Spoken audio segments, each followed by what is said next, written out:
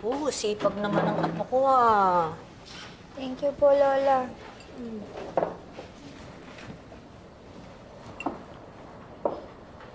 Mahirap pa yung homework mo. Bakit naman mukha kang nakabusangot? Hindi naman po, Lola. Madali naman po. Pagod. Pagod lang. Hindi namang nung pagsimangot niya ng mukhang pagod eh, o parang may something. Wala po, Lola. Medyo mahirap lang po itong mga pinag-aaralan namin. Huwag ka nang mahiya sa akin. Naging estudyante din naman ako, naging teenager. Baka matulungan pa kita.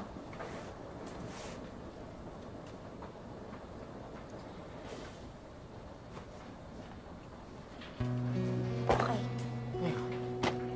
Lola, mas okay po ba na unahin yung pag-aaral kesa sa mga crush-crush na yan? Kasi, alam mo, Lola, yung crush ko na to, matagal ko na siyang inaantay ng pansinin niya ako. Tapos, ngayon, nung napansin niya na ako, nung inaya niya na ako for merienda date, ako naman tong busy. Busy sa school, busy sa mga test ko, sa mga projects. Wala, Lola. Nakakalungkot lang. Naku, hindi na yan tinatanong, apo.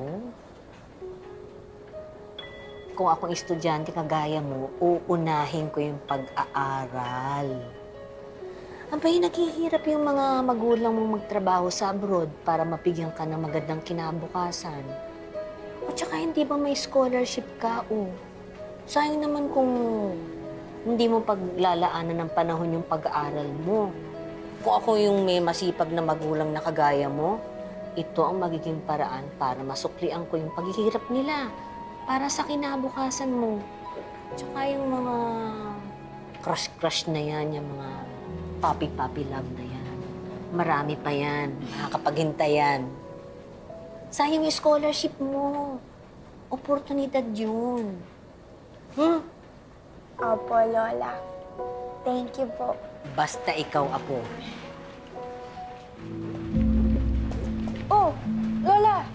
Ay, nahilo Ayos lang. lang po ba kayo? Hilo lang ka ng kaunti, nabigla lang ako sa pagtingin. Amin na po, alalayan na po na ko kayo at baka mamaya mas lalo po pong tumaas ang BP nyo. Okay, sige. Lola, ininom mo po ba yung gamot nyo?